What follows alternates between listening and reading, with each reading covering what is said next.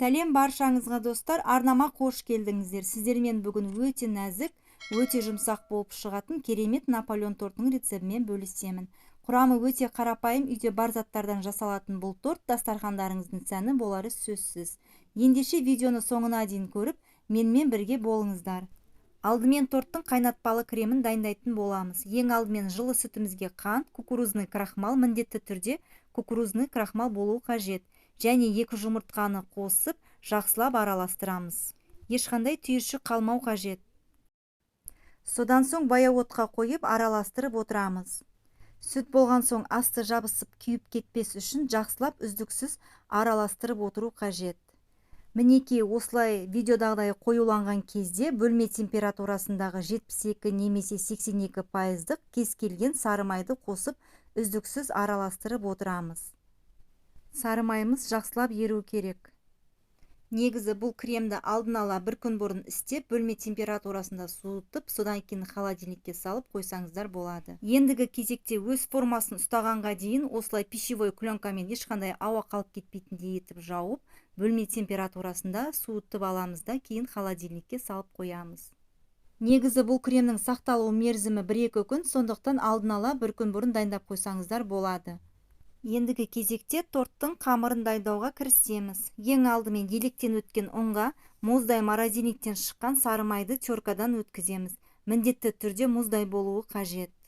Крошкамыз дайын болды. Енді бөлек ыдысымызға тұзымызды қосамыз, алма сірке суын құямыз және мұздай су құйып, оның үстіне 2 жұмыртқаны салып, жақсылап араластырамыз. Бұл жерде суымыз міндетті түрде мұздай болуы қажет. Енді осы сұйық массамызды венчиктің көмегімен жақсылап араластырып, жаңағы крошкамыздың үстіне құйып, қамыр елейтін боламыз. Сондай-ақ достар, менің арнама тіркелмеген болсаңыздар тіркеліп, лайк басып, комментарий қалдырып, менің арнамның дамуына үлес қосыңыздар. Ендігі кезекте дайын болған қамырды холодильникке 15-20 минутқа салып, содан соң жұмыс жасайтын боламыз. Тестаның размерін барлығын бірдей қыламыз, сол кезде біркелкі бір тегіс болып шығады. Барлық қамырды 180 граммнан бөліп аламыз. Дәл осындай пергаментке ұн себе отыра, қамырымызды жақсылап жайып аламыз.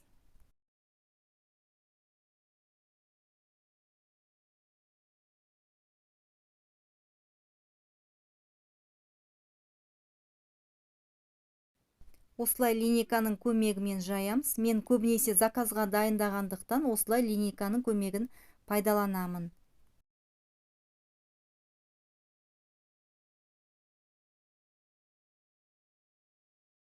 Вилканың көмегімен барлығын осылай тесіп шығамыз. 180 градуста 10-15 минутта пісіп шығады. Пісіп шығу уақыты сіздің пешіңізге де байланысты. Барлық корждар пісіп шыққанға дейін біз крем дайындайтын боламыз. Бөлме температурасындағы сары май міндетті түрде еріп тұруы қажет. Егерде сары майды холодильниктен бірден алып пайдаланатын болсаңыздар, сіздердің кремдеріңіз еріп кетуі мүмкін, сондықтан да бөлме температурасында еріп тұруы қажет. Содан соң өзіңізге ұнайтын кез келген сгущенканы қосып, жақсылап екеуін миксерлейтін боламыз.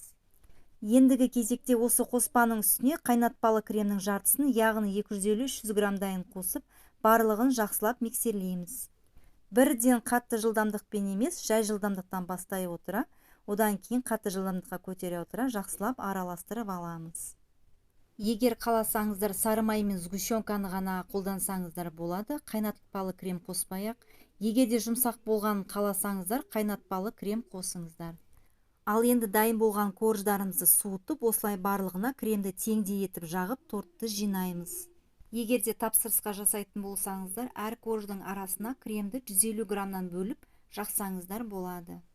Осылай видеодағыдай тортты жинап, бір түн холодильникке салып қоямыз. Ал егерде хрустящий Наполеонның болғанын қаласаңыздар, 2-3 сағаттан кейін кесіп ұсынсаңыздар да болады.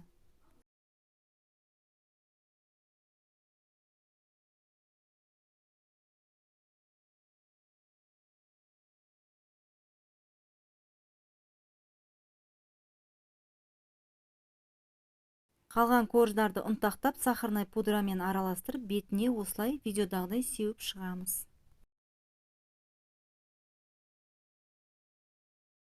Ендігі кезекте осылай сахарный пудраны сәндік үшін сеуіп қойсаңыздар да болады.